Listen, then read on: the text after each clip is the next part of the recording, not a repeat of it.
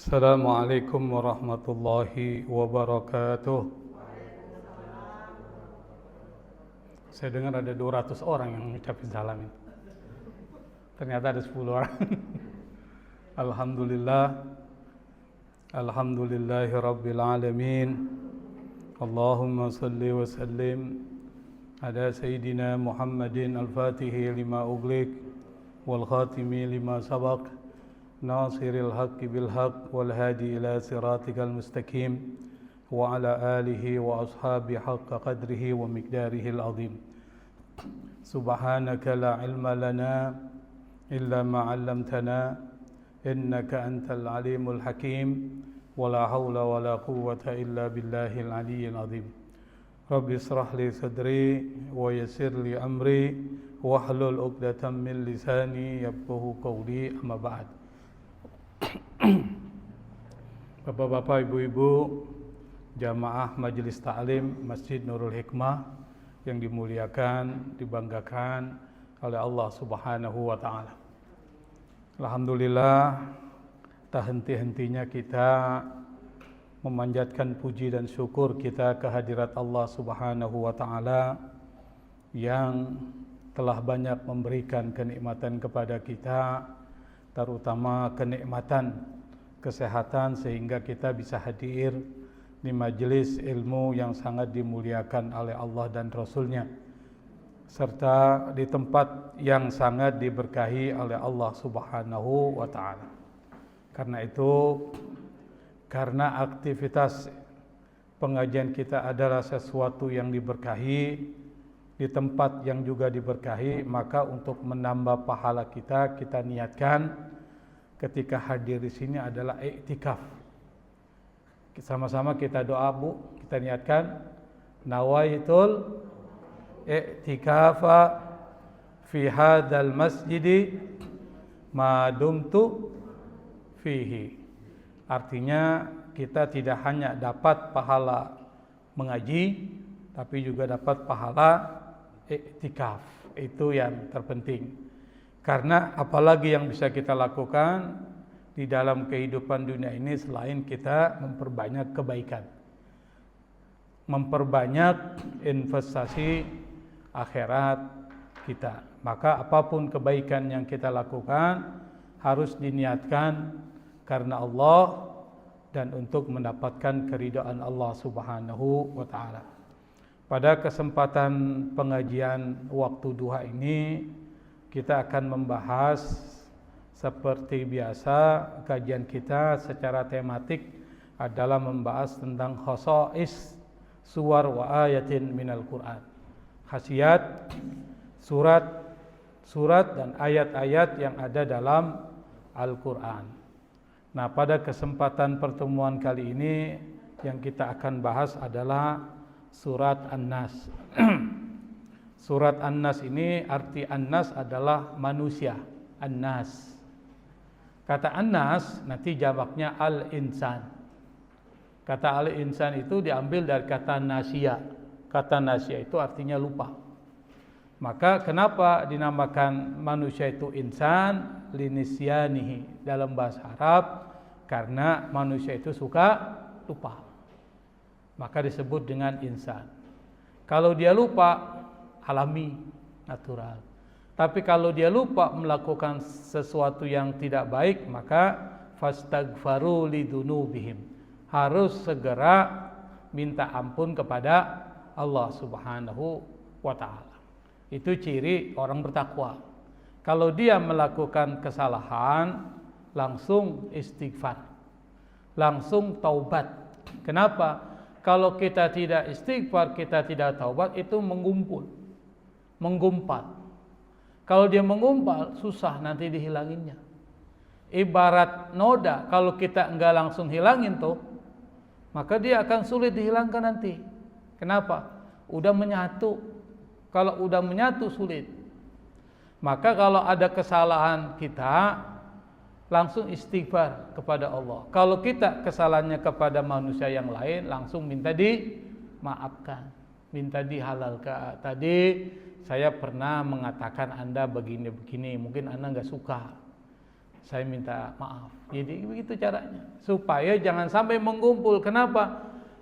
Dosa kecil kalau dilakukan terus-menerus jadi besar nggak? Dosa besar kalau minta ampun kepada Allah jadi kecil, dihilangkan Allah. Jadi tidak disebut dosa kecil kalau itu dilakukan terus-menerus. Nah, pada kesempatan kali ini kita akan bahas surat An-Nas. Surat An-Nas ini adalah surat yang ke-114. 114 itu berarti surat yang paling bontot, yang paling akhir. Karena itu maka kalau Anda membaca di dalam sholat, ini nggak boleh dibaca di rakaat pertama, harus selalu di rakaat terakhir. Misalnya Anda baca di rakaat pertama An-Nas, yang kedua harus An-Nas lagi. Kenapa? Kalau kita baca habis An-Nas lalu kulhu berarti terbalik. Kalau terbalik dosa ente. Gitu maksudnya. Kenapa dosa? Karena Anda membalikan susunan. Batal enggak sholatnya? Enggak. Tapi dosa. Karena itu maka baca An-Nas itu dalam dalam sholat itu harus di akhir, terutama rakaat kedua. Enggak boleh rakaat pertama. Nomor 114 berarti surat di dalam Al-Quran itu ada 114. Kalau dihitung-hitung dibandingkan dengan kitab suci umat lain, ini termasuk ayat suratnya enggak banyak. 114 itu dianggap tidak banyak. Kenapa tidak banyak? Karena ibarat sebuah perundang-undangan, ini namanya undang-undang. Kalau undang-undang nggak perlu banyak, nanti dijelaskan dalam peraturan pemerintah. Tuh begitu. Peraturan pemerintah itu menjelaskan. Nah, Al-Quran ada 114 surat, nanti dijelaskan oleh hadis. Hadis banyak. Karena hadis banyak, maka kemudian banyak ulama mengumpulkan hadis. Karena hadis ini jadi sumber kedua. Kalau nggak ada hadis, bingung kita. Bingung cara sholatnya gimana? Nggak pakai hadis, nggak percaya hadis. Pusing ente sholat. Pusing gimana caranya puasa. Pusing gimana caranya ngeluarin zakat. Dan pusing gimana tarawih itu. Kenapa? Karena semua rinciannya ada dalam hadis. Maka nggak boleh ada orang yang anti hadis. Karena ada dalam masyarakat kita inkarus sunnah. Yang namanya sunnah diingkari. Yang mereka percaya cuma Quran. Bingung. Kalau cuma Quran, percaya. Al-Quran mengatakan aqimus sholat, dirikan sholat. Terus pertanyaannya gimana caranya sholat? Gimana caranya sholat? Kalau ente nggak percaya sama hadis, bingung sholatnya gimana? Maka Al-Quran tentang ayat sholat itu dirinci penjelasannya dalam hadis. Hadis karena banyak, maka para ulama berbeda pendapat terkait dengan gerakan. Rukunnya pun mereka berbeda. Ada yang 13 mazhab Syafi'i, ada yang lebih dari itu mazhab lainnya, ada yang kurang mazhab lain.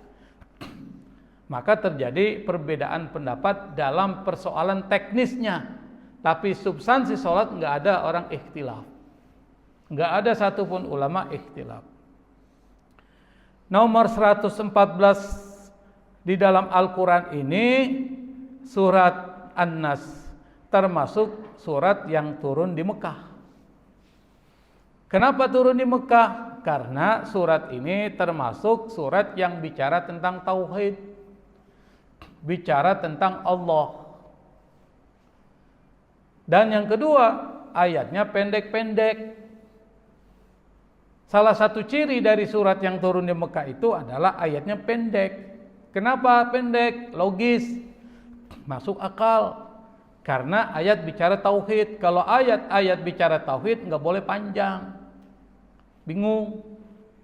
Nanti mungkin akan muncul banyak pandangan, multi interpretasi. Seperti yang terjadi di saudara-saudara kita yang beragama lain. Terjadi ikhtilaf. Siapa Tuhannya? Sampai sekarang nggak selesai. Saya berikan contoh dalam studi agama ya, kita bukan menjelekkan. Dalam studi agama-agama dalam Kristen itu terjadi ikhtilaf sampai sekarang. Tentang apa? Siapa Tuhannya?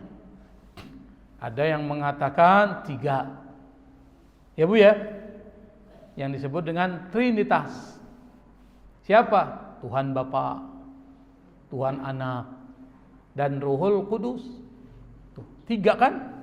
Pusing. Ada yang mengatakan Tuhan satu, namanya oneness, satu. Ditanya yang satu itu siapa? Yesus. Yesus punya bapak enggak? Punya. Bingungnya nih kita pusing. Makanya enggak pernah selesai.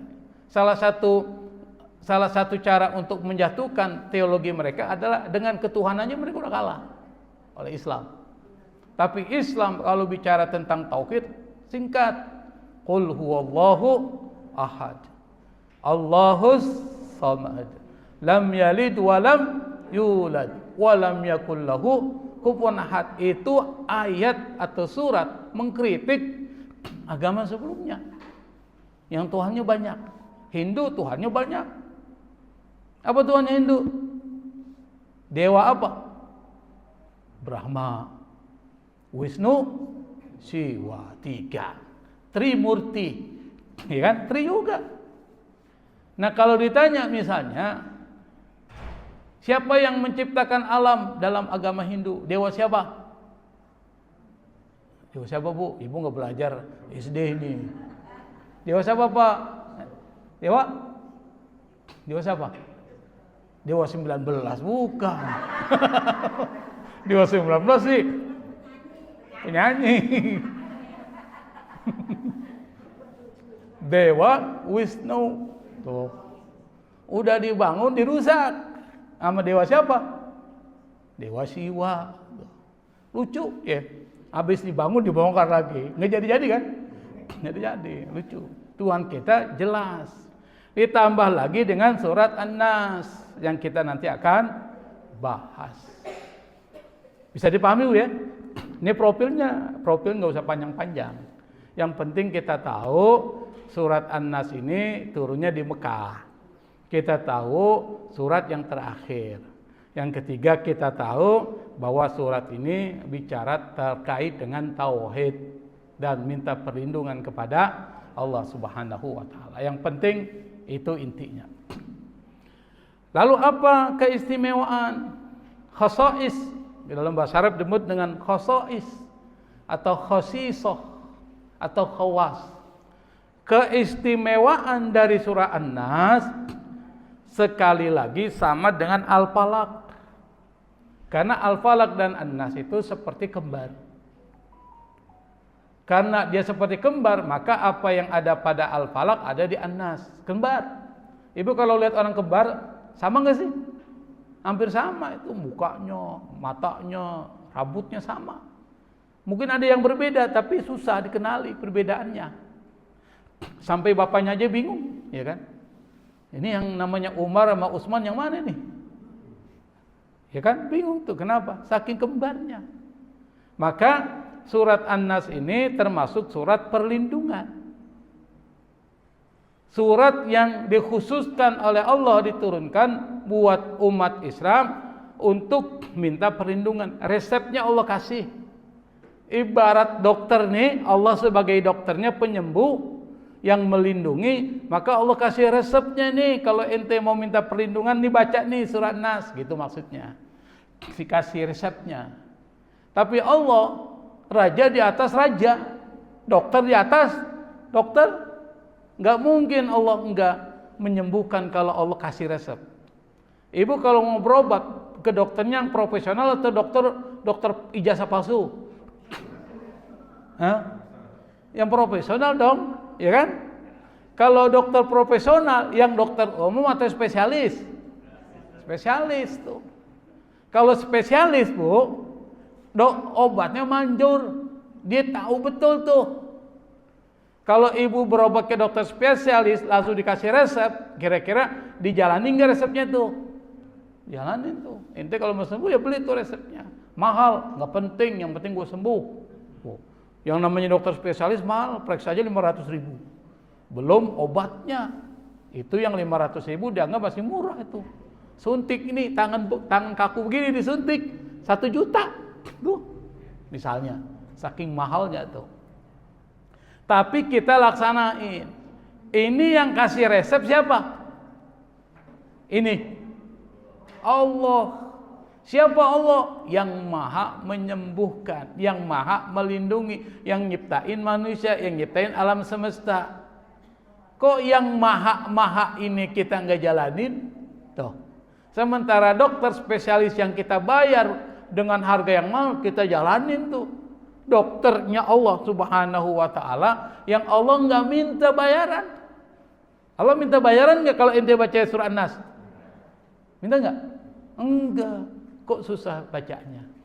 Nah, karena itu maka Allah sudah kasih satu surat yang kata Nabi ini adalah surat perlindungan. Maka disebut dengan Al-Mu'awwidah. Karena dia ini harus berbarengan dengan Al-Falaq, maka disebut dengan Al-Mu'awwizatain. 2 surat yang berfungsi memberikan perlindungan.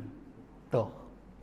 Yang sebut ini surat perlindungan Allah Subhanahu wa taala dan ini jadi resep. Makanya Nabi pernah mengatakan dalam hadisnya riwayat Siti Aisyah. Ibu kenal Siti Aisyah? Kenal? Kenal enggak? Enggak pernah kenal Ustaz. Tahu? Iya Ustaz. Siti Aisyah ini adalah istri Nabi, ya kan? Betul nggak? Istri Nabi yang dekat dengan Nabi dan cerdas. Siti Aisyah cerdas. Makanya Siti Aisyah itu menjadi juru bicara Nabi dalam fikih perempuan. Kalau bicara tentang fikih perempuan, maka Siti Aisyah juru bicaranya. Kenapa? Karena Nabi nggak mungkin langsung bicara kepada para perempuan muslimah yang ada di Madinah. Maka perlu orang seperti Siti Aisyah yang cerdas. Karena itu maka Siti Aisyah ini termasuk periwayat zaman Nabi yang paling banyak meriwayatkan hadis. Kalau dihitung dia termasuk 7 perawi sahabat yang banyak meriwayatkan hadis. Ada 7 tuh periwayat hadis zaman Rasulullah yang paling banyak. Siapa? Yang pertama Abu Hurairah. Satu. Yang kedua Abdullah ibnu Umar. Yang ketiga Siti Aisyah. Yang keempat Anas bin Malik. Yang kelima Abdullah ibnu Abbas. Yang keenam Abu Sa'id Al-Khudri. Dan yang ketujuh adalah Jabir bin Abdullah. Itu 7. Maka nanti kalau kita buka buku-buku hadis, itu biasanya yang paling sering disebut 7 orang ini yang paling sering. Bukan berarti yang lain nggak disebut ya. Disebut tapi nggak sebanyak dari 7 orang ini. Maka nanti ibu coba-coba buka hadis. Paling an Abi Hurairah, ya kan? 1. Atau an Anas bin Malik radhiyallahu anhu qol Anas. Atau yang ketiga ini an Aisyah, dari Siti Aisyah. Ingat, Aisyah beda dengan Asia. Jangan salah itu. Aisyah itu dalam bahasa Arab artinya perempuan yang hidup. Aish, dari kata Aish disebut Aisyah. Nanti ada Asia. Siapa Asia? Istrinya siapa? Istrinya siapa? Firaun. Ragu banget ngomongnya. Istrinya bukan Firdaus, Firaun. Firdaus lagi. Di sini bilang Firdaus ini. Firaun, bukan Firdaus. Saya dengarnya Firdaus. Nah, Aisyah radhiyallahu anha dari Siti Aisyah berarti yang riwayatin Siti Aisyah. Apa kata Siti Aisyah? Annan nabiyya, bahwa Nabi sallallahu alaihi wasallam Kana idza awa ila firasyi, kalau beliau ingin tidur, apa yang beliau lakukan? Nafasa fi kaffaihi, beliau meniup kedua telapak tangannya, biqul, dengan membaca apa? Qul huwallahu ahad. Satu. Ini diulang lagi nih, karena ini hadisnya sama. Yang kedua, qul a'udzu birabbil falaq. Dua. Wa qul a'udzu birabbin nas. Tiga, jami'an, bacanya sekaligus. Maka ini tiga surat ini disebut dengan al-mu'awwizat. Disebut dengan al-mu'awwizat itu artinya lebih dari dua, berarti tiga. Kalau dua, al-falaq an-nas, namanya al-mu'awwizatain. Kalau satu, al-mu'awwizah. Satu tuh, bahasa Arab gitu. Pertama, al-mu'awwizah. Lalu yang kedua, al-mu'awwizatani. Lalu yang ketiga, lebih dari dua, al-mu'awwizat. Begitu. Fatimah, namanya satu Fatimah. Fatimah. Dua Fatimah. Fatimatani. Banyak Fatimah namanya, Fatimat. Bahasa Arab tuh. Sini ada 4 Fatimah namanya. Maka kita sebut Fatimat. Para Fatimah. Kalau 2 orang Fatimah yang ada di sini, Fatimatani. Atau Fatimataini. 2. Kalau satu, Fatimatun. Bahasa Arab tuh. Nah, berarti di antara 3 surat yang dibaca oleh Rasulullah kalau Rasulullah hendak tidur, salah satunya Qul a'udzu birabbin nas. Yang kita sudah bahas pada pertemuan yang lalu tentang Al-Falaq. Sama, ini dibaca sekaligus, lalu ditiupkan di kedua tapak tangan, lalu diusap. Kemana? Dari kepala sampai mata kaki. Kepala, muka, baru semua badan yang bisa diusap. Kenapa? Karena ada badan yang nggak bisa diusap. Yang mana tuh? Punggung. Ibu ketawa aja, jangan-jangan porno nih. Bukan. Punggung tuh nggak bisa diusap. Coba ibu usap punggung, bisa nggak? Nggak bisa. Berarti bagaimana bisa? Kalau bisa pocong. Kalau udah bisa genderuwo. Bagaimana cara ngusapnya? Nggak bisa kan? Berarti cuma yang bisa diusap.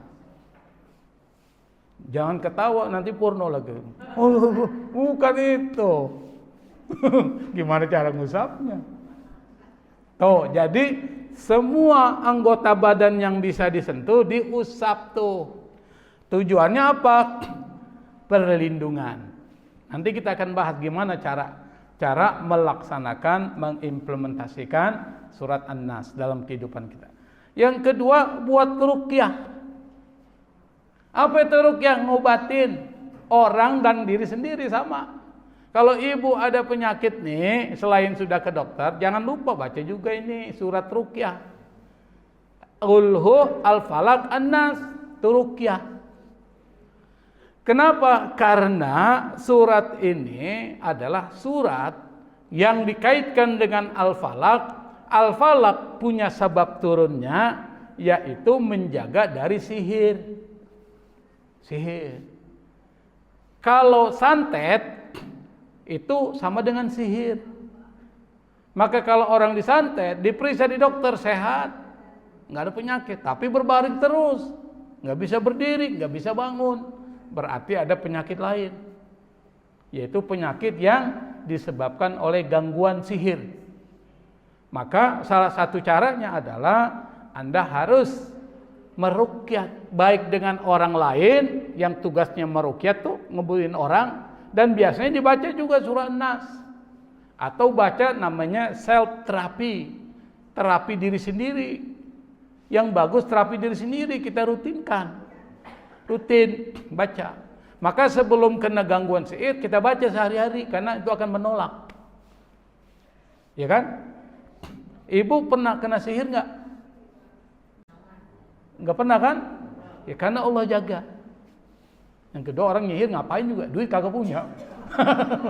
Jabatan nggak punya. Apa yang mau diirikan ke kita kan? Kecuali orang yang memang punya duit banyak, jabatan tinggi, bolehlah orang iri. Lah kita ini makan tempe tahu. Tahu tempe lagi. Perbedaannya cuma hu dan p aja. Tahu tempe. Besoknya lagi tempe. Hari Rabu tahu. Tapi diubah. Kemarin tempe orek. Sekarang tempe semut. Yang penting bahannya tempe. Tidak hari tanpa tempe. Maka tempe itu bisa menyebabkan orang penyakit stroke. Hati-hati Bu. Dan penyakit darah tinggi. Orang kalau kena darah tinggi larinya ke stroke. Tempe sama tahu.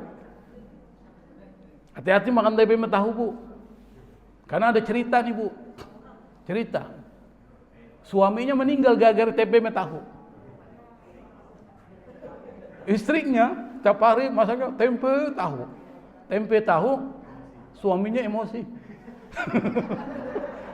Saking tiap hari emosi, akhirnya darah tinggi. Pas dibawa ke dokter, darah tingginya udah terlalu tinggi. Akhirnya meninggal. Apa penyebabnya? Tempe dan tahu. Makanya kalau punya suami jangan tempe tahu mulu. Nanti suaminya bisa meninggal. Itu satu ya. Jadi kita tahu tuh. Kita tahu bahwa surat An-Nas ini bukan surat sembarangan. Ini surat resep Allah. Yang fungsinya dua. Perlindungan dan terjaga dari sihir. Dua tuh. Dan Allah udah ngajari. Allah itu maha kasih sama kita. Maha penyayang.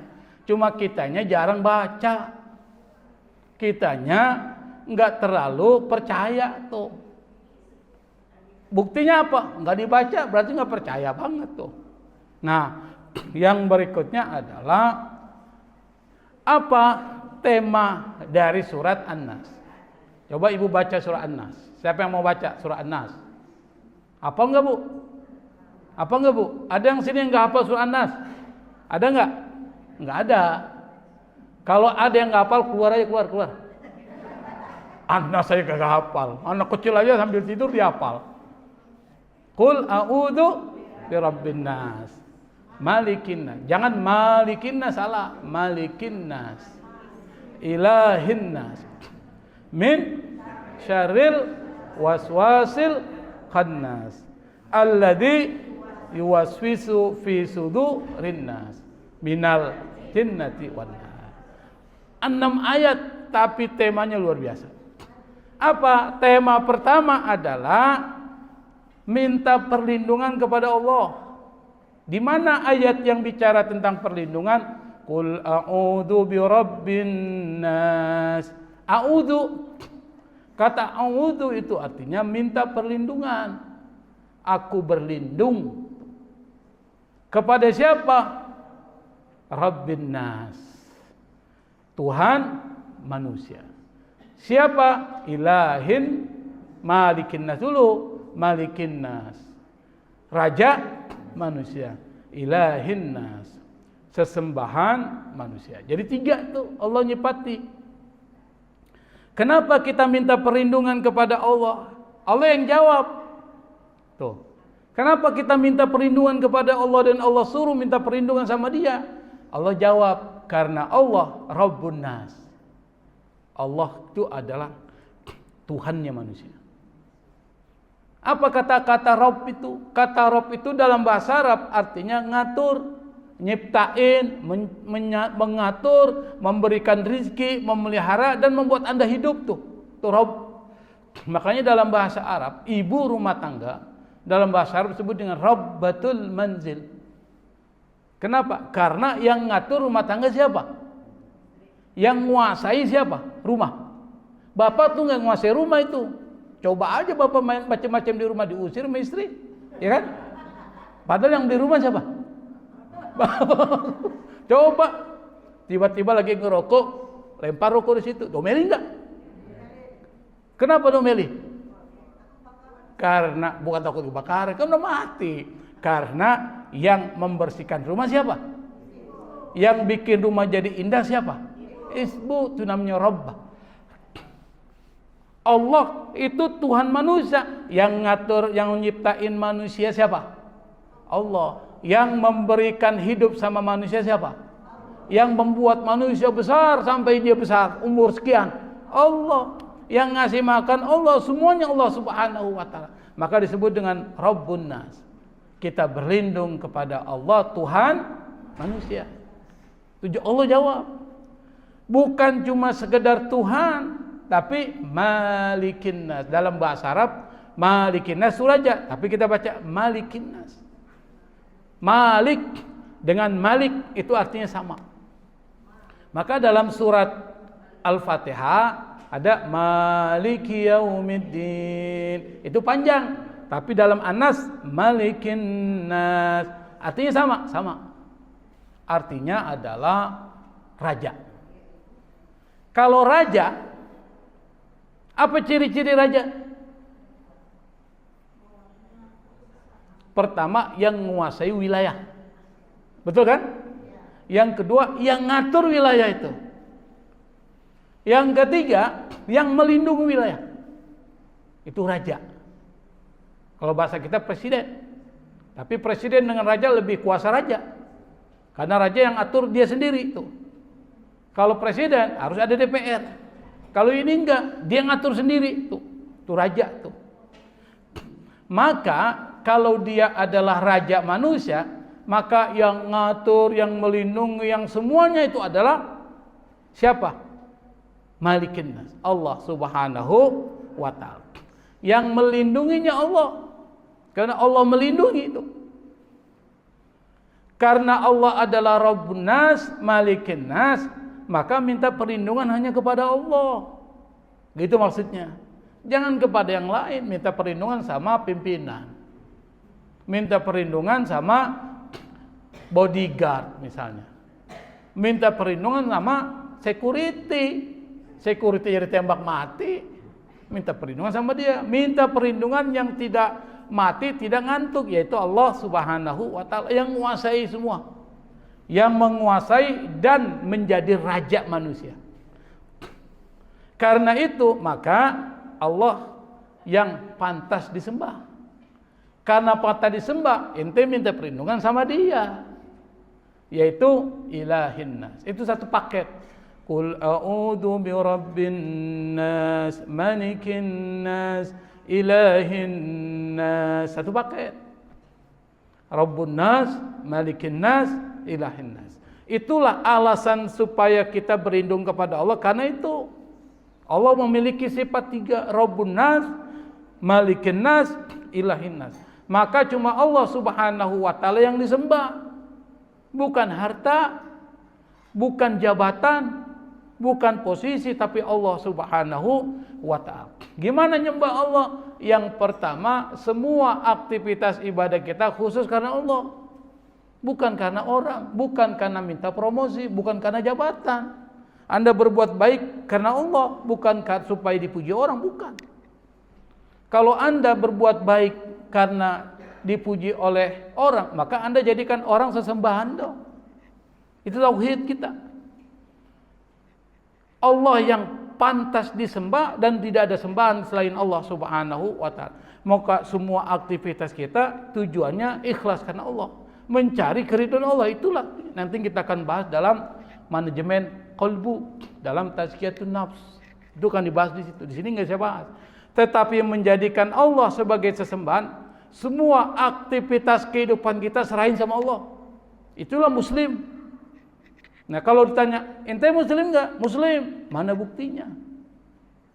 Kalau ada orang ngasih order 100 juta, ditelepon, waktunya waktu maghrib, azan berkumandang, kita disuruh sholat, ibu dan bapak dipilih pilihan, melaksanakan sholat tepat waktu, atau menerima panggilan orderan 100 juta. Yang mana dipilih? Enggak yakin saya. Nggak yakin dong. 100 juta bu, warna merah, 100 warna merah kali berapa itu? 1000 lembar. Begitu ya? 100.000 1000 lembar. 1000 lembar. Pernah lihat uang 1000 lembar gak? 100.000. Enggak, apalagi nggak pernah lihat. Langsung Allahu Akbar, Allahu Akbar. Telepon. Kering. Ini ada order 100 juta. Kalau ente nggak datang hilang nih. Sekarang juga lagi mau sholat. baru Allah nggak jadi pergi. 100 juta. Kenapa? Kita jadikan dunia sebagai sesembahan. Oh, itu apalagi jabatan, banyak sekali orang yang menyembah jabatan sampai melakukan kecurangan. Ijazahnya dipalsuin lah supaya bisa masuk. Ya bukan cuma yang satu ya. Banyak anggota DPR tuh. Hah? Udah asli sekarang. Berubah. Kayak Megaloman. Megaloman kan berubah. Megaloman. Pernah nonton Megaloman? Pernah nonton ya? Kan bilangnya berubah kan begitu kan?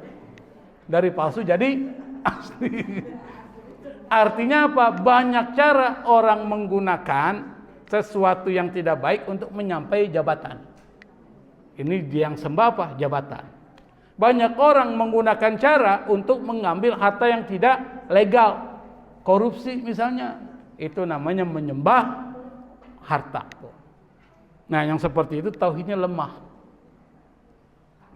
Nah, jadi alasannya dijawab oleh Allah. Kenapa kita minta perlindungan hanya kepada Allah? Karena yang pertama, Allah Rabbun Nas, Malikin Nas, Ilahin Nas.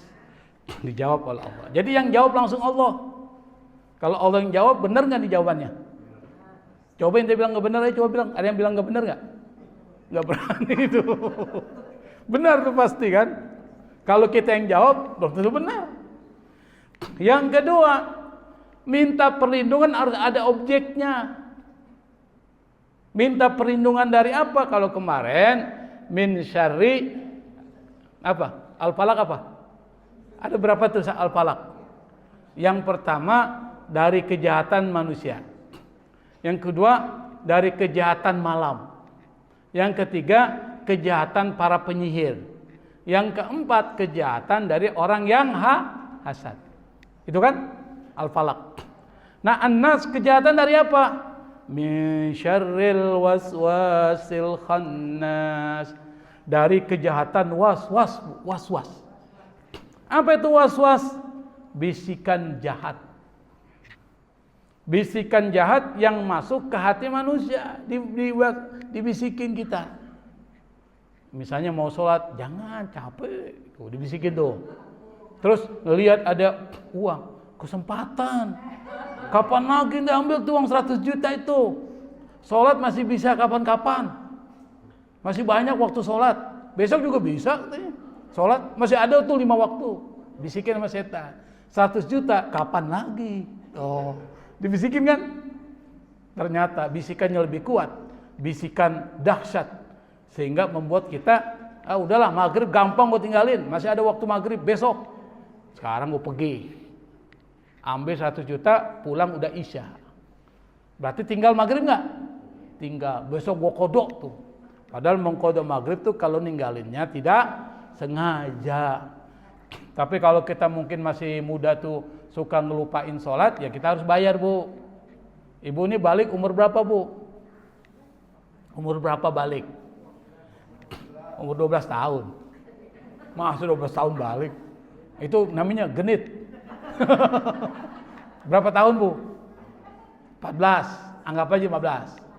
15 tahun, ibu sholatnya pas full nggak 5 waktu?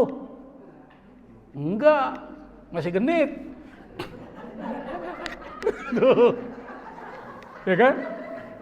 Halo gitu. Ngomongnya juga dimanja-manjain. Sekarang kalau manja-manjain, lebay itu.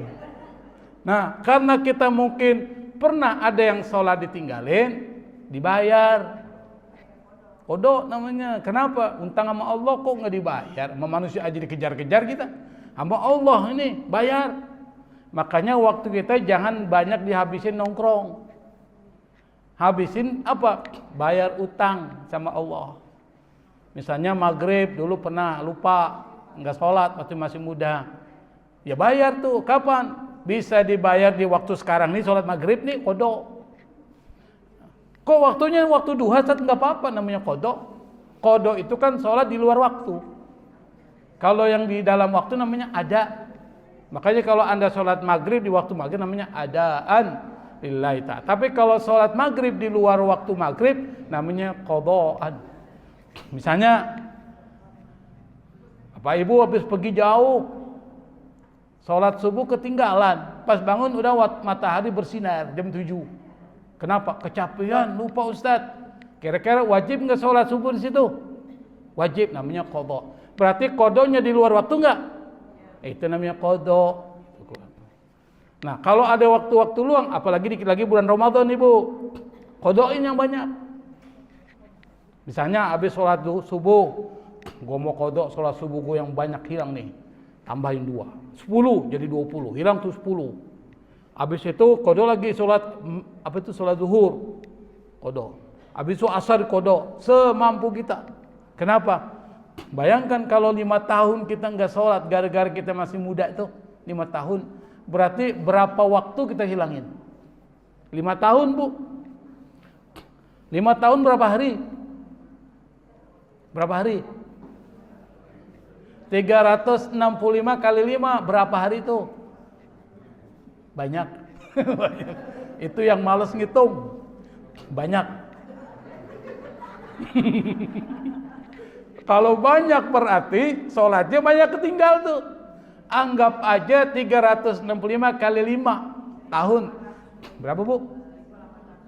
1825 sholat Ibu nggak harus bayar. 1825 sholat Ibu harus bayar tuh. Utang sama Allah, jangan nggak bayar. Nah dari sekarang udah nih, gue mau bayar utang gue sama Allah. 1 hari 10. Belum tentu kebayar, kebanyakan itu 1825.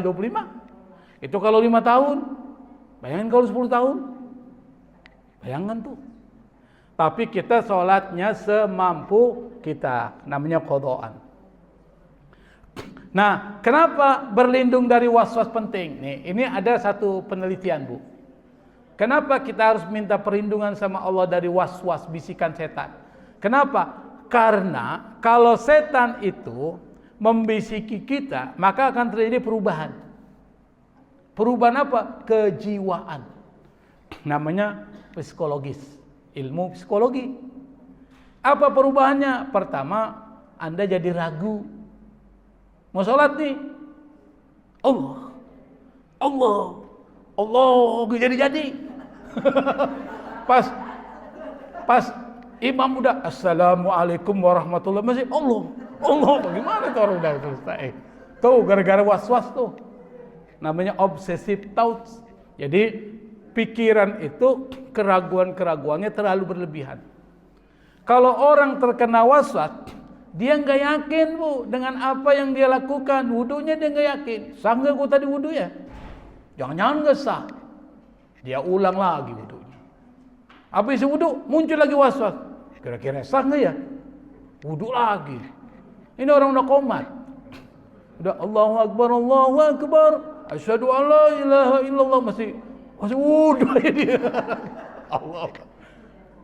Apalagi dia niatnya dia ragu. Usolli terus. Orang udah pulang ke rumahnya masing-masing masih usolli. Bayangin itu. Was-was tuh. Ibu pernah lihat kan ada orang gitu kan? Ada orang disentuh. Dia was-was. Dia ada yang begitu. Saya punya teman begitu. Saya bilang, kenapa kau? Kayak orang yang takut kalau dia kena bakteri. Begini. Selalu dia ini. Kenapa? Was-was. Kalau orang seperti itu repot Bu. Suruh main pelosotan. Main perosotan. Mau nggak dia? Kita seros-serosan dulu gitu masih kecil kan. Kotor kan? Dia nggak mau tuh. Apalagi kalau minum. Dia gini nih. Bersihin dulu. Habis diusap gini kan. Baru dia minum. Nah. Alasan mau minum itu. Itu hati-hati. Yang ketiga. Orang kalau was-was cemas dia. Dan itu bisa stres karena was-was. Kalau dia bisikannya itu bisikan negatif, itu bisa membuat orang merasa bersalah terus. Dia merasa bersalah terus sampai dia nggak bisa bekerja. Karena merasa bersalah. Takut salah, maka muncul rasa tidak tenang. Dan ini bisa mengganggu produktivitas. Kalau dia bekerja nggak maksimal. Kenapa? Pikirannya takut salah. Gue salah nggak nih kalau ngerjain ini? Gue salah nggak ya? Akhirnya nggak jadi. Yang ketiga, sulit konsentrasi. Kalau orang sulit konsentrasi, dia akan gagal terus dalam aktivitasnya. Terganggu. Was-was tuh. Kira-kira jahat nggak was-was? Jahat. Apalagi yang bisikin iblis jin. Min syarril waswasil khannas. Minal jinnati wan nas. Jin dan manusia. Yang ketiga, secara medis, itu tadi psikologis. Ini medis nih, kesehatan. Kalau orang kena was-was, stres. Kalau stres berkepanjangan mempengaruhi hormon. Kalau was-was itu tidak diatasi cepat, yang itu mempengaruhi hormon kebahagiaan, maka berdampak pada fisik. Apa? Tekanan darahnya naik. Diperiksa 250. Kenapa? Was-was tuh. Stres. Orang kalau tekanan darahnya tinggi, bahaya nggak? Bahaya, Bu. Kalau tekanan darahnya tinggi, ditambah gulanya tinggi, stroke. Hati-hati itu. Yang kedua, susah tidur. Namanya was-was. Kalau orang susah tidur, pengaruh nggak ke fisiknya? Pengaruh. Sakit dia. Ketiga, daya tahan tubuh jadi berkurang. Kalau daya tahan tubuh berkurang, gampang nggak kena penyakit? Gampang. Nah, maka was-was itu secara psikologis berbahaya, dan gangguan psikologis itu nanti mempengaruhi gangguan kesehatan berbahaya. Karena itu maka supaya kita tidak terkena gangguan psikologis kejiwaan dan gangguan medis kesehatan, minta perlindungan sama siapa? Allah Subhanahu wa ta'ala. Minta perlindungan kepada Allah Subhanahu wa ta'ala supaya tidak terkena was-was. Was-was itu bisa bisikan dari orang. Orang itu punya teman, Bu. Hati-hati punya teman itu. Bisikin tuh. Ente kan orang kaya tuh. Masa kalah sama tetangga dia habis beli mobil tuh. Dibisikin sama temennya. Oh iya juga ya. Masa gua kalah. Dia bilang misalnya, Bang, itu tadi tetangga beli mobil tuh. Kapan kita punya mobil? Dia punya jabatan nih di kantor. Karena istrinya serang terus dengan mobil, lama-lama kepikiran dia di kantor, gimana caranya gua korupsi. Oh, supaya bisa beli mobil Alphard. Alphard harganya berapa sih? Berapa, Bu? Hah? 1M. 1M itu berapa sih nolnya? Banyak. Emang kalau orang malas ngitung jawabannya banyak. Nah, kepikiran terus, akhirnya dia korupsi, beli mobil. Lama-lama ketahuan dia korupsi, ketangkap. Mobilnya enggak dipakai, orangnya di penjara tuh. Bahaya tuh was-was tuh. Bisikan dari manusia. Ini bisikan dari jin. Jin bisikin tuh. Dia bilang sama istrinya, di dompet laki lu ada foto. Pusing tuh. Dulu buka iya, ada foto. Dia nggak tanya lagi tuh, diomelin suaminya. Ribut. Karena ribut terus menerus, piring melayang, bang, tang, lama-lama suaminya kesel. Gue ceraiin aja lo, tuh. Cerai jadinya. Gara-gara apa tuh? Was-was. Hati-hati, Bu. Makanya surat An-Nas itu harus dijadikan bacaan. Kapan?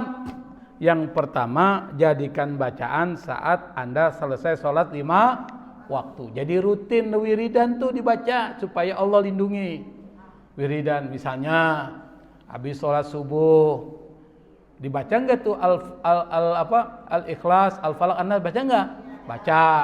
Tapi ditambah lagi dengan ayat-ayat, ayat kursi, 2 akhir surat Al-Baqarah, amma syahidallah annahu la ilaha illahu, dan seterusnya ada tuh surah Al-Imran. Kemudian zikir-zikir yang lain tuh subuh sama maghrib. Kenapa? Itu pembuka hari. Subuh pembuka hari, maghrib penutup hari. Tuh, jadi waktunya tuh.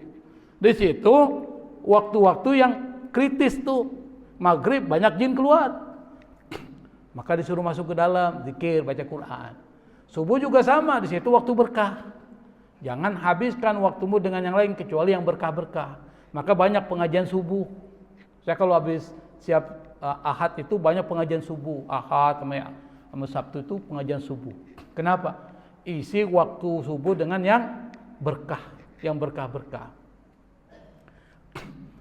Jadi dirutinkan bacanya tuh Bu, jangan lupa.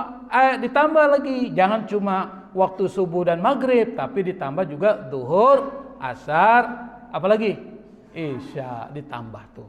Jadi kalau kita hitung satu hari berapa kali kita baca tuh?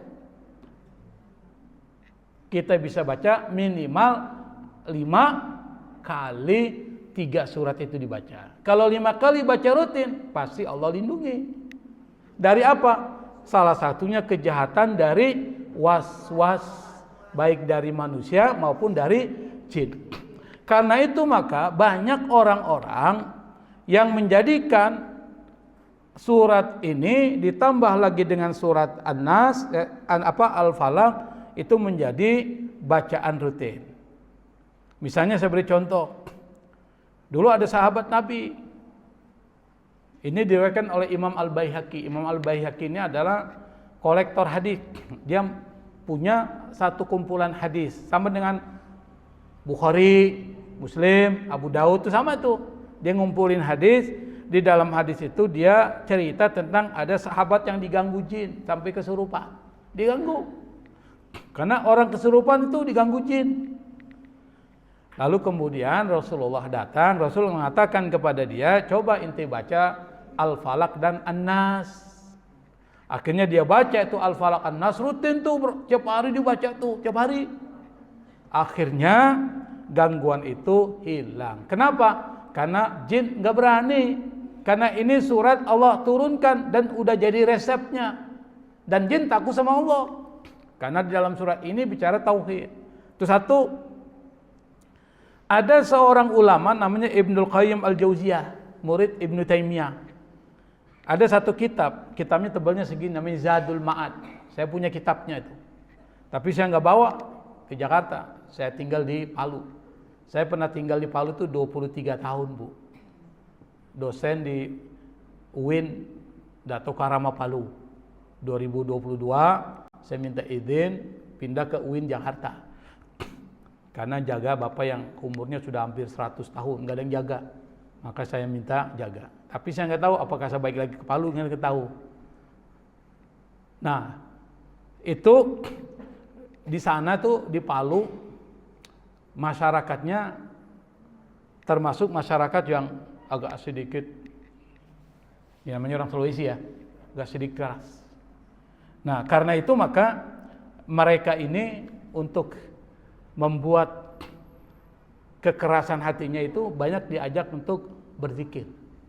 Kenapa? Berzikir itu bisa melembutkan hati.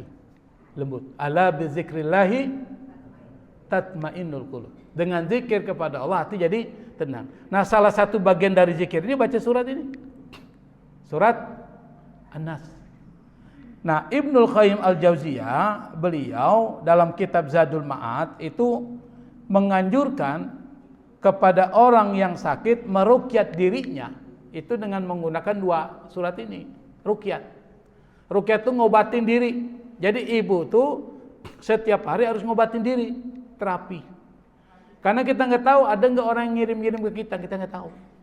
Ada orang yang hasad, dia kirim tuh, benci sama kita, dendam sama kita. Dia kirim sesuatu tuh melalui bantuan jin. Maka kalau kita sering baca ini, itu akan dijaga. Kalau kita terkena, itu akan dihilangkan oleh Allah Subhanahu wa Ta'ala. Bahkan ada satu cerita, Bu. Cerita ini dari seorang dokter ya. Dia bukan dokter tapi doktor. Dokter itu alumni S3 ya. Namanya Dr. Ahmad Bazmul. Dia seorang akademisi. Ketika dia sedang belajar di Inggris, dapat beasiswa di Inggris, tiba-tiba ada gangguan terhadap dirinya. Yang gangguan ini sangat aneh. Kenapa? Karena dia berhari-hari nggak bisa tidur, takut. Kalau lihat bayangan gelap, takut dia. Tanpa ada penjelasan secara medis. Secara medis dia sehat. Karena ini mengganggu studi dia. Ingat, ini mengganggu was-was ini dari jin. Mengganggu studi dia, akhirnya dia periksa ke dokter, sehat, nggak ada penyakit. Berarti ada penyakit yang kedua, namanya penyakit non medis. Maka kalau penyakit non medis, cara nyembuhinnya harus secara non medis, spiritual treatment. Jadi harus ada penanganan secara spiritual. Akhirnya dia kontaklah. Kalau yang menguasai spiritual itu dokter atau ulama? Ulama. Ditanyalah sama ulama, lalu diceritain tentang keadaannya. Kata ulama itu, dia bilang supaya dia menghilangkan sihir tersebut dengan membaca surah Al-Falaq dan An-Nas. Jadi jawabannya selalu itu. Baca surah Al-Falaq dan An-Nas. Yang pertama, baca habis sholat, yakin, ulang-ulang. Yang kedua, sebelum tidur. Berarti apa yang disarankan oleh Rasulullah disebut oleh para ulama itu. Akhirnya dia jalankan apa yang menjadi pesan ulama itu. Setiap habis sholat dia baca lagi sebelum dia tidur. Tuh dijalanin tuh. Akhirnya gangguan itu secara perlahan hilang. Kenapa? Karena jin itu panas juga dia. Dengan bacaan-bacaan itu panas. Kalau jin itu masuk ke dalam dirinya, dia merasa panas, dia keluar nggak? Keluar. Sama kita masuk ke dalam ruangan panas. Sanggup ke dalam ruangan panas? Keluar kita. Kenapa? Panas. Sama dengan jin. Sama dengan sihir, akhirnya sihir itu hilang, gangguan itu hilang, dan dia kembali pulih seperti biasa. Kenapa? Karena membaca surat Al-Falaq dan An-Nas. Yang kata Nabi, Al-Mu'awwidzatain, yang kedua surat ini bisa ngelindungi kita. Maka kalau bapak ibu nih ingin dilindungi sebelum terjadi, maka harus namanya preventive therapy atau preventive treatment. Jadi penanganan secara preventif. Apa preventif? Sebelum terjadi pencegahan. Dan Nabi sudah ngajari tuh. Ini hebatnya kita punya Nabi. Diajari. Apa diajari? Jangan lupa baca itu setelah selesai sholat 5 waktu. Tuh, diajari. Kedua, jangan lupa baca sebelum tidur.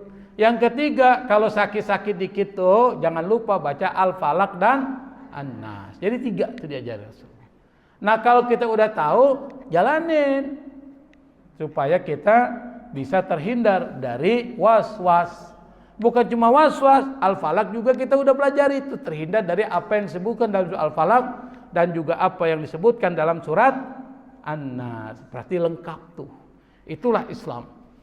Allah Maha Sayang sama hambanya, diturunkan surat-surat yang surat itu jadi alat untuk minta perlindungan kepada Allah. Karena Allah yang turunkan resep itu, maka Allah pasti akan dijabah.